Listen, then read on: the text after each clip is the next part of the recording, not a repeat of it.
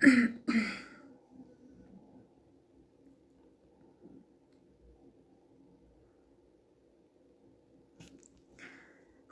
кеч, саламатсыздарбы? Саламатсыздарбы, менин сүйүктүү, сулуу катталуучуларым? Акыркы күндөрү менин катарымда, менин баракчамда кыз келиндер аябай көбөйүп баратат. Бул абдан жакшы нерсе. Күнүңүздөр кандай өттү? Баарыңыздардын ден соолугуңуздар кандай? Жумушуңуздар кандай? Кимде кандай жаңылыктар бар? Жакшы күндүн жакшы мына моментиңиздер менен бөлүшүп жазыңыздар. Мен сиздер менен эркин темада сүйлөшкүм келди. Саламатсыздарбы дейт.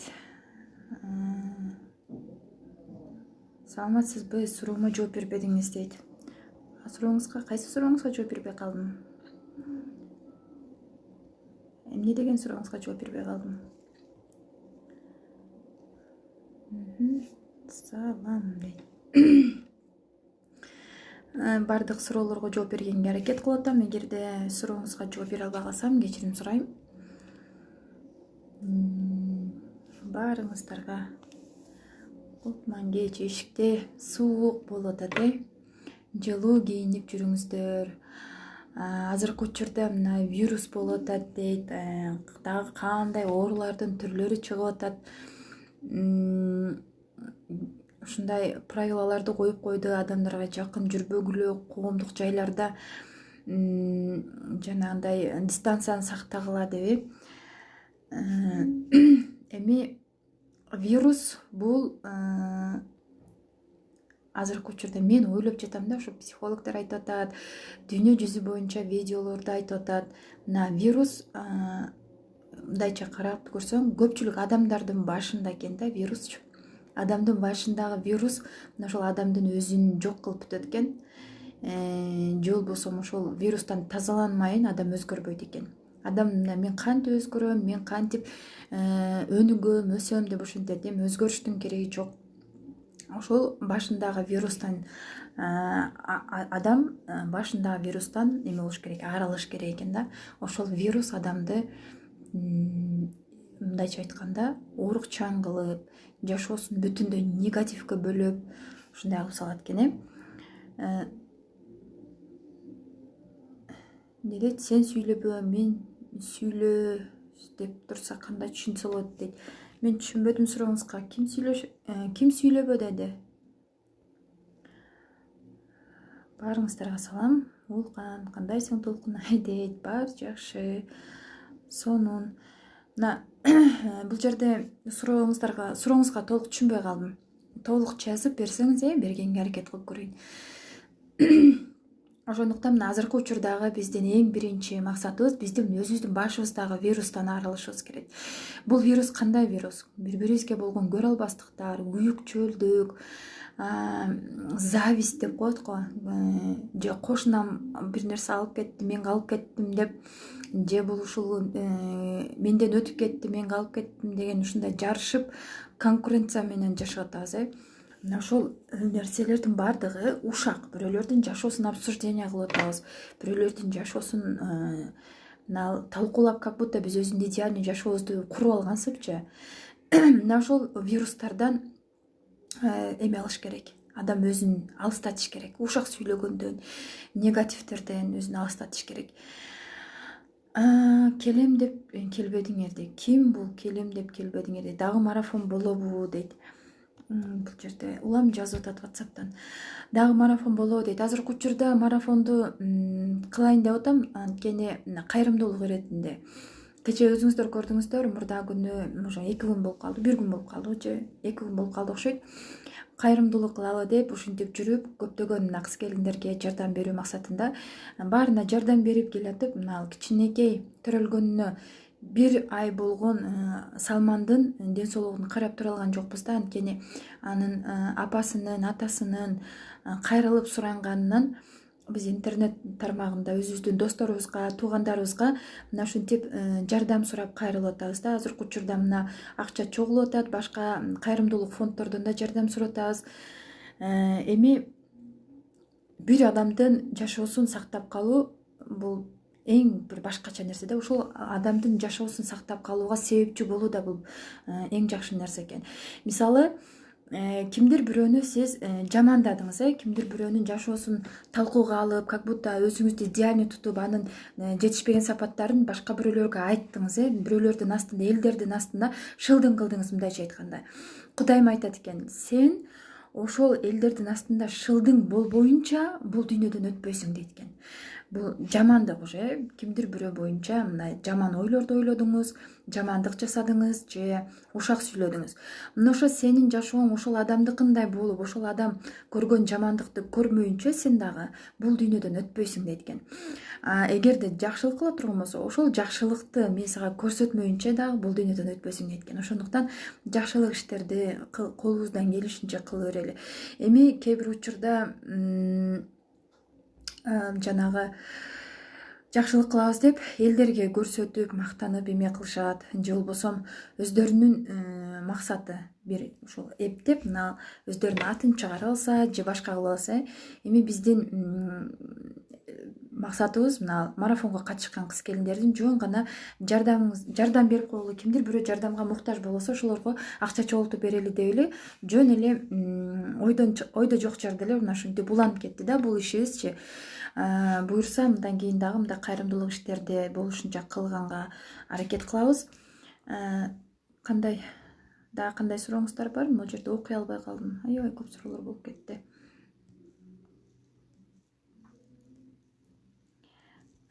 Ушинтип өткөрө берип окубай калсам, мени урушуп атышат Инстаграмдан, WhatsApp'тан жазып, сен менин суроомо жооп бербейсиң, эмнеге жооп бербейсиң, кыйын болуп кеттиң деп. Салам, менин 4 жашта аябай эле капризный. 4 жашта аябай эле капризный болуп алды, кандай кылсам болот, кыйнап салды дейт. 4 жашта ким, балаңыз да же ооба балаңыз 4 жашта балам деп жазсаңыз, значит сиздин балаңыз 4 жашта анан капризный болуп кетти, ыйлак болуп мынандай да, балдар төрөлгөндөн баштап бүт баардык энесинен алат деп атпайбызбы? Ошол энесинен эркек бала 12 жашка чейин балагатка жеткенге чейин, кыздар 9 жашка чейин, кыздар 9 жашында балагатка жетет. Мына ошого чейин ата-энеге көз каранды да, ата-энеден көз карандысыз бир нерсе кыла албайт. Бүт баардык жоопкерчилик ата-эненин мойнунда болот. Демек, бала спокойный өсүш үчүн, здоровый өсүш үчүн эне спокойный болуш керек.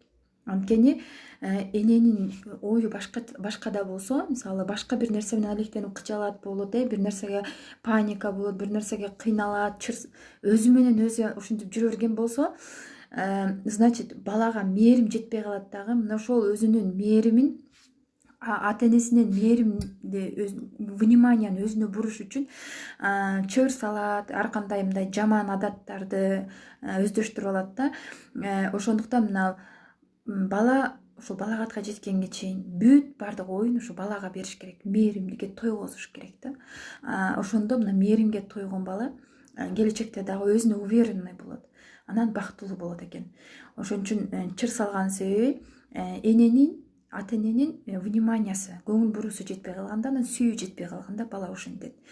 Бала ооруса дагы ошол ата-энеден зависить этет. Анткени эненин кандайдыр бир ойлору, жаман ойлору же болбосо кандайдыр бир өзүн жей берет го, мына аялдар өзүн эле послеродовая депрессия деп коет. Мына ошол учурда аялдардын ар бир ойлогон ойлору кандайдыр бир түшүнүксүз эмелер менен ушу балага таасир берет экен да. Ошол учурда эгерде мына психологдор айтат, баласы ооруса, мына бала ооруса, кичинекей бала ооруса, баланы дарылаганга шашпай биринчи кезекте энесин дарылагыла дейт да. Энесин дарылагыла, энесин айыктыргыла дейт. Анткени эненин ар бир мына сүтүнөн өтүп атат, ага чейин ичиндеги мына киндик аркылуу өттү. Мына ошолордун баардыгы энеден өтөт экен дагы. Баланы эмизип атканда эне менен баланын ортосунда связь болот да, байланыш болот. Мына ошол байланыш бүт баардыгы эненин эмне жеп атканын, эмне ойлонуп атканын, эмнелерди эртеңки күндө страх менен жашап атабы, ушак сүйлөп атабы, жаман сөздөрдү айтып атабы, бирөөгө жамандык кылып атабы, айтор мына ошолордун баардыгы балага өтөт да.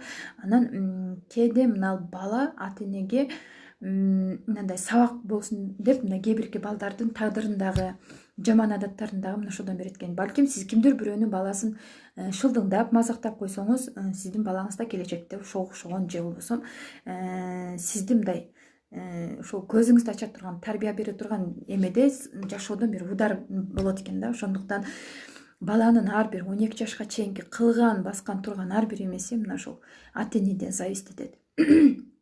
Мейли бир ооруп мындай температура болсун, же болбосо ич өтөбү, баш ооруйбу, ич ооруйбу, тиш ооруйбу, эмне болсо дагы мына ошол энесин айыктырыш керек. Анткени эненин ичинде бир спокойствие жок да, спокойно жашай албайт.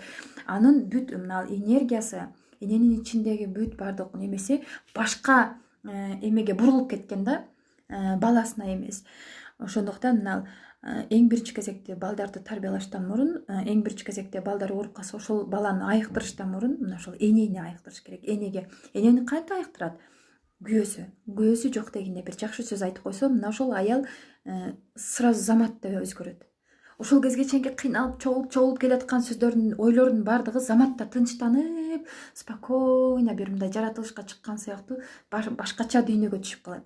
Мына ошол балага мээрим, көңүл буруу жетишпеген сыяктуу эле аялга дагы мээрим, сүйүү жетишпей калганда мына ушундай тынчсыздануулар боло берет да. Бул мына айлана деп коет го, айланып тегенет. Мисалы үчүн бирөөгө жамандык кылсаң да кайтып келет, жакшылык кылсаң да кайтып келет деген сыяктуу эле бул дүйнө мына жер шары айлана сыяктуу да, шар сыяктуу. Ошол айлана бала энеге көз каранды, эне болсо мына күйөөсүнө көз каранды. Ошонусуңардай балага эненин мээрими жетишпей калса, бала өзүнчө чыр салып, өзүнчө бир жаман бир мүнөздөргө ушундай эмеси чыгып баштайт да. Ал эми эненин ошо аялга сүйүү, мээрим жетпей калганда ушундай күйөөсүнө көңүл бурбай калат. Өзү менен өзүн нерв болуп, өзүн жеп күн сайын кыжаалат болуп, айтор мына күйөөсүнө арнай турган энергиясын, күйөөсүнө арнай турган сүйүүсү жок калат дагы, башка жактан мындай жалгыздыкка кептелип калат да. Ошондуктан балам жакшы өссүн, балам мындай здоровый чоңойсун, балам акылдуу болсун десе, энелер балага көңүл буруш керек, эркектер ошол энесине, аялына көңүл буруш керек да. Мына ошондуктан бири менен чырмалышкан. Баардык нерсени эле аялга үйө берген да болбойт, баардык нерсени эркекке да үйө берген болбойт. Ошондуктан ар бир нерсени өзү милдетин билиш керек дейт го. Ошол милдеттерин билсе, эркек да ойлонуп көрүш керек. Балам эмне үчүн чыр салып атат дейт. Значит, энес аялына канча убакыт болду көңүл бурбаганына, ошол нерсени бир ой жүгүртүш керек да. Эми мына эркектерге да психологиядан сабактарды алып, мына ушундай психологический эмелердин өздөрүнүн мүнөздөрүн билип, кээ бирки эркектер өздөрү деле билбейт кайсыл психологический типке кирет, кандай мамиле жасаш керек, кандай мамиле жасабаш керек, мына ошолордун өздөрү да билбейт да. Аялынан требовать эте берет, сен мага мынтип мамиле жасашың керек дейт дагы. Ошондой мамиле жасаса, кайра жактырбастан башка жагынан издеп баштайт. Мындай орустар айтмакчы, определись уже дейт го. Өзүн ким экенин билбеген эркектер мына ушинтип аялынан только аялдан требовать эте берет.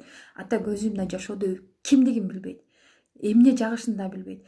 Ошон үчүн аялдарга дагы, эркектерге дагы мына билим алган токтотпош керек да.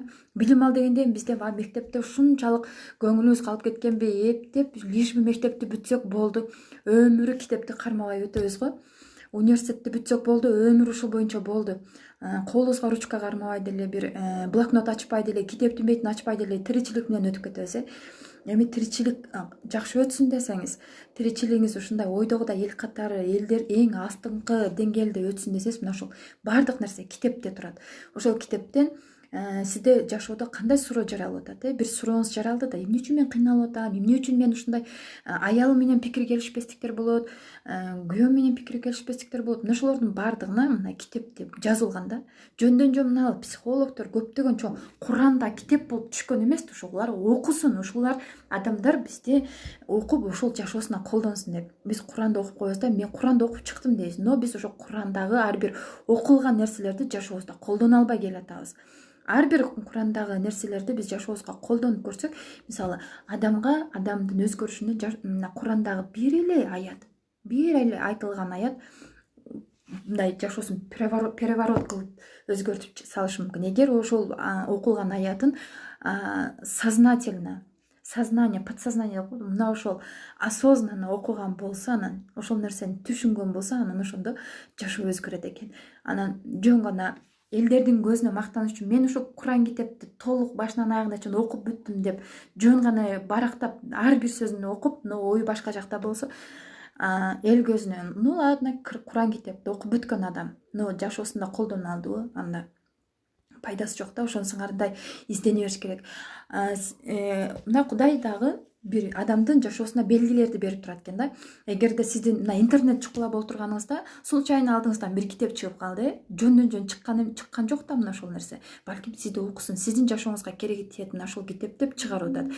Же болбосо китепкананын жанынан өтүп кетип атса случайно, кандайдыр бир эми айланып тегеренип келип ушуну китепкананын жанына чыгып калдыңыз, же китеп саткан магазиндерден жөндөн жөн барып калбадыңыз да ошол жерге, значит сиз сөзсүз түрдө бир китеп алып өтүшүңүз керек.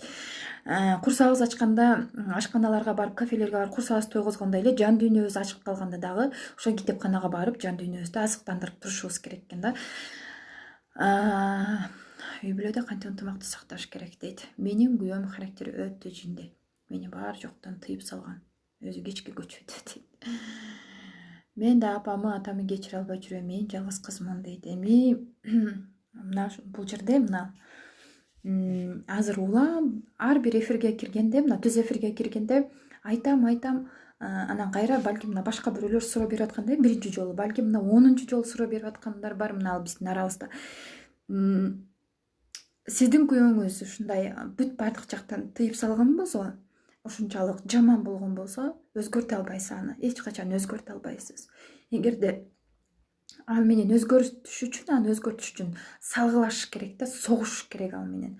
Анан мына эркектерде конкурентоспособность деген аябай күчтүү да. Алар мисалы кимдир бирөө менен жарышып, мына конкуренция бир досу менен бир эркекти карап туруп, неужели мен ушул эркектин деңгээлине жете албайм деп ушундай ортодо конкуренция күчтүү болгон болсо, ошол эркекке жетип ашмай сайын ошол эркектин жаны тынбайт да. Аларда ошондой способность күчтүү, аялдарда андай нерсе жок. Ошондуктан алар менен салыштын кереги жок. Эң биринчи кезекте өзгөргүңүз келе, мына күзгүгө барыңыз дагы ошол күзгүдө көрүнгөн адамды өзгөртүңүз. Анткени күзгүгө карап күлүп сүйлөсөңүз, күлүп сүйлөйт, кабаңыз салып сүйлөсөңүз, кабаңыз салып сүйлөйт. Ошонусуңардай сиз дагы күйөөңүзгө ошо күзгү сыяктуу болуп көрүнөсүз да. Ага бир башкача мындай жаман көрүп, жек көрүп карасаңыз, ал да сизди жек көрүп карайт. Анткени аял менен эркек бул күзгү да, бири-бирине күзгү болуп туруш керек.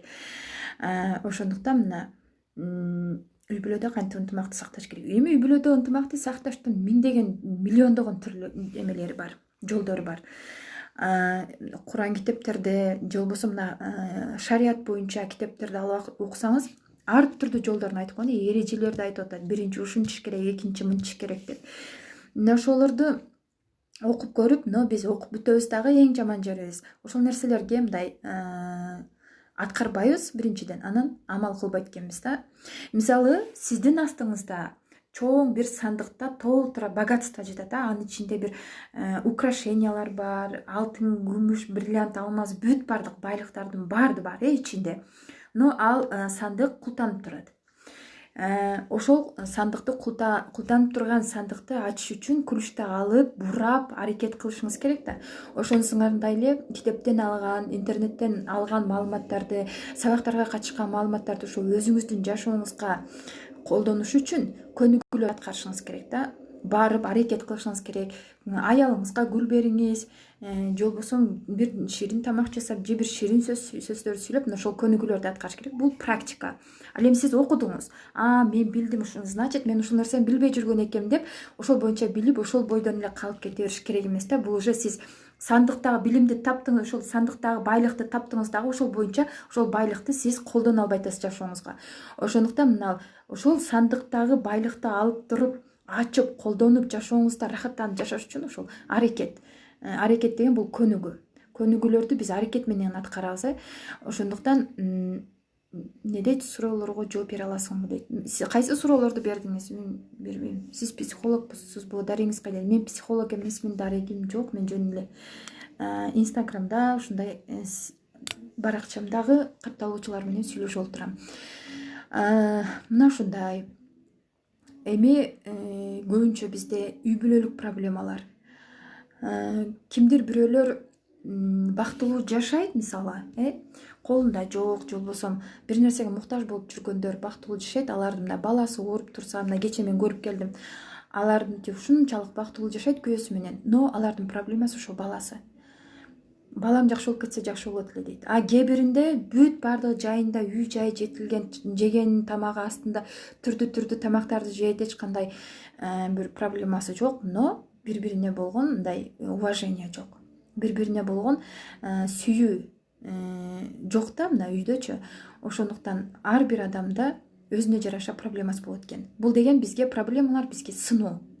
Проблемага батып калган болсок, кыйналып жүрүп Кудайга биз наалып өтөбүз. Проблема бул мына психологический орусча проблема деп койгон. А так биздин немебизде сыноо да, бул ошо сыноо. Кудайдын сыноосу. Ошол сыноодо сиз өзүңүздү кандай кармап турасыз? Наалып атасызбы, наразычылык айтып атасызбы? Жок дегенде ушул кезге чейин колуңузда азыркы учурда акча жок болгон болсо, ушул кезге чейин сиздин колуңузга тийген акчаларга бир жол болсо да токтоп, ушул акчаларды берген Кудайым, мен сага ыраазымын, рахмат сага деп ушул сөздү айттыңыз беле? Айтпагансыз. Айтпаганыңыз үчүн кийинки жолда сизге акча бербей койду Кудай. Эгерде мурун айтканыңызда, кийин дагы сиздин колуңузга ошол акчалар экеси болуп кайтып келмек. Анткени балаңызга бир нерсе берсеңиз, балаңыз ыраазы болуп сүйүнүп алса, сиз дагы сүйүнүп болуп турасыз. Ошону сыңарындай эле бизге дагы Кудай бир нерсе берсе, ошол нерсени сүйүнүп алган болсок, Кудай кийинкисинде да ошол нерсени экеселеп кылып кайтарып берет экен. Ошондуктан мына менин марафондун негизги максаты ошол азыркы учурдагы бар нерсени барктап, ошол нерсени көбөйтүш. Жок нерседен бар нерсени жаратыш. Ошо 28 күн бою 28 түрдүү көнүгүүлөр бар. Негизги мына марафондо негизги көнүгүүлөр. Андан сырткары мен өзүм да мына жашоомдо колдонуп келген, кимдир башка бирөөлөргө колдонуп келаткан мына ошол нерселерди айтып үйрөтөм да. Эми мына декабрдагы марафонго мен чындыгында жетишпей, бүгүн биринчи марафондун убактысы бүттү. Бүгүн 11 ноябрда башталган марафондун бүгүн жыйынтыктап, группаны жаап, эми мына 1 декабрдагы марафонду азыр эми канча 8-9 күнүнө келип калдык. Ата-энем ажырашып кетишкен, атам башка аял алган, бизден кабар албайт. Сиңдим экөөбүз азыркыга чейин кечире албай жүрөбүз. Кантип унутуп кечирсек болот дейт. Значит, мындай кадимкидей паркка барганыңызда, же болбосо көчөдө бир жүргөнүңүздө, жаратылыш койнуна тоого чыкканыңызда деле бир сулуу даракты көрсөңүз, аябай чоң даракпы же жакшынакай жапжашыл гүлдөп турган даракты көрсөңүз, канча жылдан бери келаткан күчтүү даракты көрсөңүз, башкача бир суктанып карайсыз. Анткени ошол дарактын тамыры күчтүү. Тамыры күчтүү дарак бир куурап калбай өсүп кете берет. Ошонун сыңарындай эле биздин атабыз, атабыздын аталары, апабыздын апалары, бизге чейинкилердин, бизди жараткан, ошол биздин бул жашоого алып келгенге, төрөлгөнгө себепчи болгон адамдардын баардыгы биздин тамырыбыз болуп кетет. Сиз дагы качандыр бир убакытта балалуу болосуз, балаңыздын балдары болот, мына ошол тамыр болуп калып кетесиз да. Ошол тамырыңыз күчтүү болуш үчүн сиз кечиришиңиз керек. Бул сөзсүз түрдө. Анткени сиздин тамырыңыз күчтүү болбосо, бир күн болсо куурай бересиз, анан жашоодо эч нерсеге жетпей өтүп кетесиз. Ошондуктан мына тамыр деп мына кыргыздарда айтып койгон, жет атасын билбеген жетесиз кул деп. Мейли сизди карабасын, мейли сиздерге өзүнүн милдетин аткарбасын, сиздерди бакпады дейли, милдетин аткарбады. Но сиз ал адамдай эмессиз да, сиз жакшы адамсыз. Сиз өзүңүздүн милдетиңизди, сиз дагы өзүңүздүн милдетиңизди эмне үчүн аткарбадың деп жооп бере турган күн келет да. Ошондуктан мына ар бир адам өзүнүн милдетин аткара бериш керек. Милдет кылып же болбосо ал кылса анан кийин мен кылам дегенде эмес. Берсе деле, бербесе деле, кайтарса деле, кайтарбаса деле өзүбүздүн милдетибизден кутула беришибиз керек да, чтоб биз мойнубузда карыз болуп калып кетпеш үчүн. Ошондуктан сизден кийинки урпагыңыз, сиздин балдарыңыз, кыздарыңыз да сиз сыяктуу болуп, өкүнүп же кыйналып калып кетпеш үчүн ошол тамырыңызды күчтүү кылыңыз. Ошол сизге чейинки ата-энеңиздин, ата-энелерин, апаңыз жактан, атаңыз жактан келаткан бүт баардык ошо тамырларды тамырлап ошол сизди жарык дүйнөгө алып келген үчүн гана, жок дегенде ушул жашоону, ушул жарык жашоону көрүп жатканыңыз үчүн, күнүмдүк жашооңуздун тынч өтүп жатканы үчүн сиз ыраазычылык билдиришиңиз керек. Анткени адамдын ар бир адамдын кыйналып жаткан ушун болбой калдым деп көчөдөгү бомждардын дагы жашоосунун астынан келип туруп жок дегенде бир минимум 10 нерсени Кудайга шүгүр кыла турган 10 нерсесин тапса болот. Мисалы бомж эмнесине шүгүр кылат дешиңиздер мүмкүн. Жок дегенде алардын мына жүрөгү согуп атат, көзү көрүп атат, оозу сүйлөп атат, мага акча берип койчу деп, кулагы угуп атат, бөйрөгү, почкасынан доо кетип мына гемодиализде жатат канчасы, жумасына 10 миңден, 20 миңден, 50 миңден дары алышып, ошол нерсеге шүгүр кыла албайбызбы? Эми башка бирөөлөрдү эле карап мына жашообузда жоопкерчиликти башка бирөөгө үйүп жашаган туура эмес да. Ошондуктан шүгүр кыла турган нерсебизди, колубузда бар нерсени барктап билсек, анан кийин Кудай ошол биздин максатыбызды берет экен. Колуңузда бар нерсени барктап билип, ошол нерсени күтө албасаңыз, Кудай ошол нерсени да алып коет экен. Ошондуктан мына атаңызды кечире албай аткан болсоңуз, апаңызды кечире албай аткан болсоңуз, ойлонуп көрүңүз. Сиз азыр кандай кыйналып атасыз? Билем, ата эненин мээримине тойбогон өтө мындай кыйынчылыкта жашап өтөт. Но сиз өзүңүздүн жашооңузду эмеде алып өтүшүңүз керек да. Строитель деп коет го, мисалы, строитель канчалык күчтүү болсо, фундаментин жакшы куюлса, ошончолук бийик үйлөр турат, красивый домдор турат. Ошонусуңарда эле сиз өзүңүздүн жашооңуздун куруучусу. Сиз өзүңүздүн жашооңузду мыкты куруш үчүн фундаментиңиз күчтүү болуш керек. Фундаментиңизди күчтүү коюш үчүн сиз азыркы учурдан баштап, стоп, мен жашоомду өзгөртөм. Мен андай адамдардан эмесмин. Менин балдарым мынтип кыйналышын каалабайм. Кыздарым мынтип кыйналышын каалабайм. Мен татыктуу адам болуп өтүшүм керек. Мен балдарым, кыздарым, келиндериме кийин бир бата бере турган чоң эне, тайэне болушум керек деп, ошол сизге чейинки келаткан апаңыздын тагдырын, атаңыздын тагдырын, оорчулукта жашап келаткан жашоосун бир башка жакка бир буруп өзгөртүп салышыңыз керек да. Эми мен айта турган нерсем ушул. Балким психологдорго барып кеңеш сурайсыз, балким бир мыкты коучторго барып кеңеш сурайсыз, балким ошолор жардам берет. Но мен айта турган, сизге бере турган чын жүрөктөн бере турган кеңешим мына ушундай да. Шарият боюнча аралаштырып, кыргыздын салты боюнча аралаштырып бүт баарын айтып келем. Анткени жет атасын билбегендер кул болуп кетишет. Сиз өзүңүз дагы мына ата энеңизге ушинтип нараазычылык билдире берсеңиз, мурдагы сизге чейинки ата тегиңиздин баарына доо кетирип, шек келтирип баарына нараазы боло берсеңиз, барып кул болуп кетесиз. Анткени жашооңузду жөнгө сала албай ушул эме менен өтө бересиз да, нараазы болуп өтө бересиз. Дагы бир күн көзүңүздү ачсаңыз, эч нерсеге жетпеген, бир максатыңызга жетпей ойгоносуз да, карасаңыз эле 50-гө чыгасыз, 60-ка чыгасыз, мына ошентип өмүрдөн өтүп кетесиз. Балдарыңыз деле сиз өткөргөн жашоодо атам мага ушинтип тарбия бербеди эле, апам мага ушинтип тарбия бербеди эле, апам мага ушинтип бир жакшы нерсе көрсөтпөдү эле деп, ошол эле нерсени кайталап өтүп кетирет. Анткени ген кайталанып атат. Алдаган күйөө менен жашоо сүрсө болобу? Алдаган күйөө менен дейт. Алдаган күйөө менен. Эгерде мына эркек менен аял бири-бирине күзгү деп айтып атабыз го. Эгерде эркек алдаса, значит, ошол нерсе, ошол сапат ошол сизде да болгон болот экен. Анан кийин эгерде мына эки жүздүү деп атпайсызбы?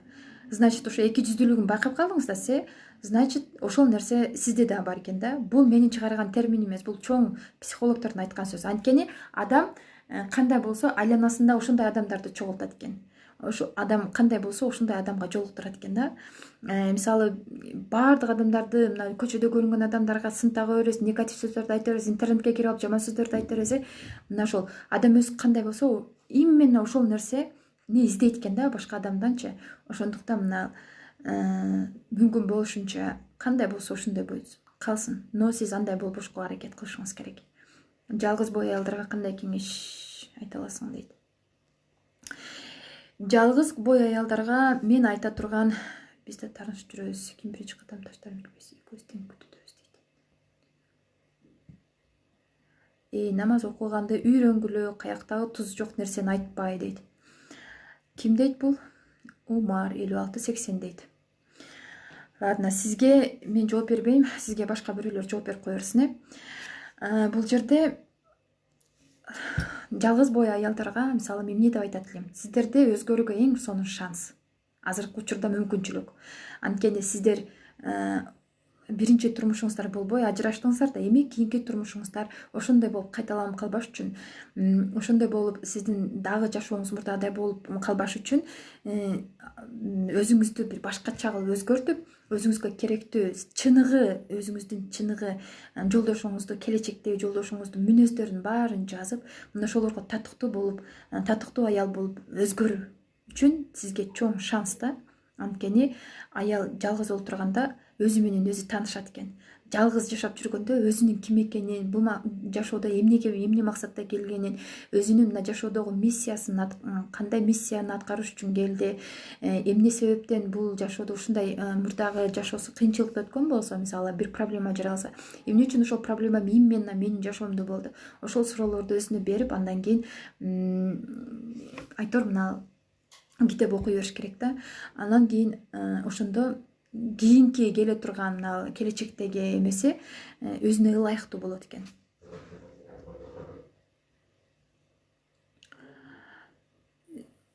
Сиз биринчи кичүү келинмин. Ата бардык нерсеме киришет. Кандай кеңеш бересиз дейт.